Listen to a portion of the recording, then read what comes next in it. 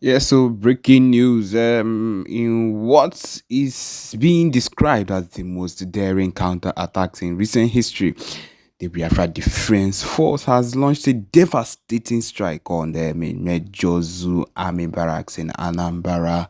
All right, wonderful people, lovers of freedom. Good morning, good afternoon, good evening to each and every one of you. Welcome back to Let's Talk TV, your one and only YouTube platform where they give una back-to-back updates. Always here to let people know on how things they be, on how things they share. All right, without further wasting of time, without going into details briefly, this is what it is. Okay, Anambra, the battlefield is shifting in what is being described as one of the most counter attacks, most of the daring counter attacks in history. The Biafra Defense Force has launched a devastating strike on a major Nigerian army barracks in Anambra, reducing the facility to rubble.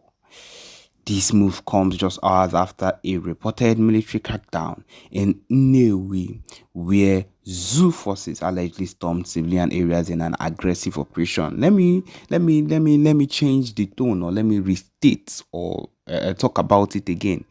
In where they had where zoo forces allegedly stormed Biafra areas in an aggressive operation to eliminate Biafra civilians. My people, that is what happened.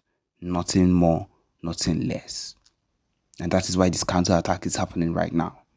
All right, today full-time news. Eyewitnesses in Anambra reported hearing heavy explosions last night, followed by intense gunfire near the military base. By dawn, the once heavily fortified barracks was in ruins. Yes, with thick smoke rising into the sky, the BDF, in a statement released early this morning, claimed the responsibility for the attack. Of course, calling it a direct response to the unprovoked aggression of the Zoo army in the enough is enough. The Zoo army thought they could invade our land and kill our people without consequences. This is just the beginning. Actually, this is one of the beginnings these people think, or I don't know how many times we would have to make it known to them that they have no authority, they have no right to come into Biafraland to do whatever it is they think they deem fit and work out without getting or seeing, feeling a consequence of whatever it is that is going to happen after whatever action they've taken. According to initial reports, several military vehicles were destroyed, of course, they razed down.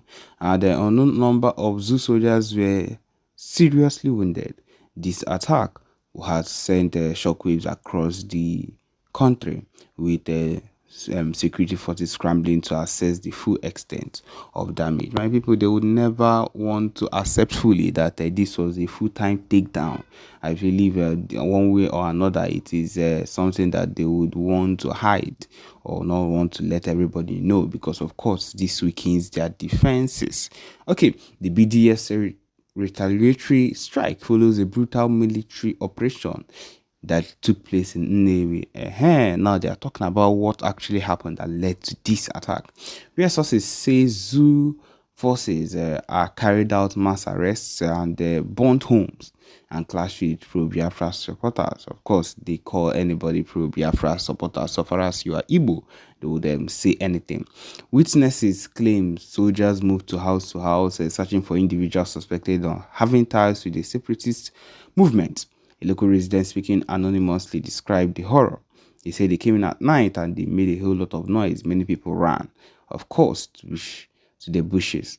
Though the zoo military has yet to release an official statement, as it is always with them, sources suggest the operation in Nnewi was part of an intensified effort to crush Biafra's growing resistance. However, this latest counterattack by the BDF signals that the fight is far from over. One thing I would always want to say whenever they try to talk about crushing Biafra's growing resistance is this one thing: you can kill people, but you can't kill a mindset. You can kill an idea. You think you have killed a particular set of people. You think that you have demolished or you have marched down on some set of people because of they are the ones carrying the idea at some particular point. But there will always be people that have also grown to want that kind of idea and that are aiming for those kind of things. And so you cannot stop them without causing a whole lot of issues. And that is one thing they have not come to understand, that Biafra at this point, stopping Biafra or the mindset of Biafra is impossible, because you have to kill a whole lot of people. You have to make it known to the whole wide world that this is what you're doing. And step by step, these people are showing themselves. It would be the first time that tribalism will be so strong that we will not be able to say that we will not come out proudly to say we are Igbos or we are so and so. My people, it is getting to that time. If you think it is not getting to that time, look at the place where we are now, right now. These are the things that were talked about in the old, that were talked about by our leaders earlier on. Ndị Igbo anyị, that were leaders, our Igbo leaders earlier on, that these are the things that will be happening. But of course, most times we did not believe, or people back then did not believe it. But look at it now, we have found ourselves in that same situation. And now we are lamenting, we are crying. But no, we are not going to stop. My people, I feel like this should just be an eye-opener to people to understand that we cannot survive under, we cannot dwell under the same people. We cannot dwell under their roof. Their roof is not a roof. Their roof, higa. We will surely, the sun will surely strike us if we say we are going to hide under them, because they are not interested in anything that concerns our business. They are only interested in anything that will benefit them, and they can use our resources. Ndị Igbo, and they are interested in our resources, what we are able to do, how hard we are able to work to keep the country going, because they are all lazy people. Every single one of them very lazy. To see someone that is hardworking, or that would want to put in extra work as an Igbo person, as an Hausa person, or as a Fulani person, is very hard. And that is the truth of the matter. Which is why if you come to the JAMB lessons, or when you come to take JAMB and everything, if you come to Igbo people, they will carry their exam scores and exam cutoff mark and put it in 300, 350. 320, but then their own, if they manage to even get 90, they will pass them. Manage to get 100, that person might. That is what it is. This is clearly not fair. And then those people will be giving more better treatments than we ourselves, because that person is from the north, and they will take it from where they are in the north, from their schools in the north, and still bring it to the east, because someone that would still be getting around those low-level courses, low-level cutoff marks, will still be allowed, because they are trying to invade, they are trying to encroach into every system that concerns Ndi Igbo and Biafrans. This is their plan.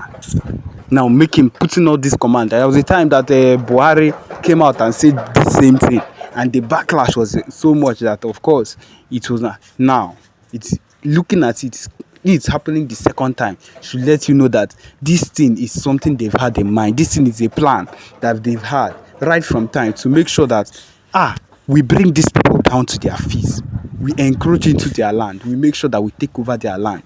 Imagine giving Fulanis a free land. They didn't even say free land in every place in Nigeria, in every place in Biafraland, in Abia State, in Ebonyi State, in Enugu State, in Owerri, in Imo State. My people, think about it. When these ones have land, it means that they can get a base of wherever that land is, use it to plan and invade, and do a whole lot of things. And that is the issue we keep having. These are the issues we keep having every single time. When these things are not treated properly, you see that we would always have issues. Issues upon issues upon issues upon issues. And when these issues start compiling and keep growing and keep going high, my people, it means at some point we will not be able to contain it. But if it starts now, to go against every single thing, to make sure that, to let them know that we are not giving up on our call to get Biafra, then they will come to understand that we are serious, and that anything we've ever said has always been serious, and they will take us more seriously, because that is what we need to do, because that is what we are. We are serious people. That is why the Biafra Liberation Army and the Biafra Navy, every single people involved in this particular movement, is working tirelessly to make sure that we get what we want. And so that is the problem. That is the effort we need to keep having. So yes, my people, this is where we come to the end of this particular broadcast. Thank you for joining us. Remember to subscribe and turn on your notifications too. Thank you.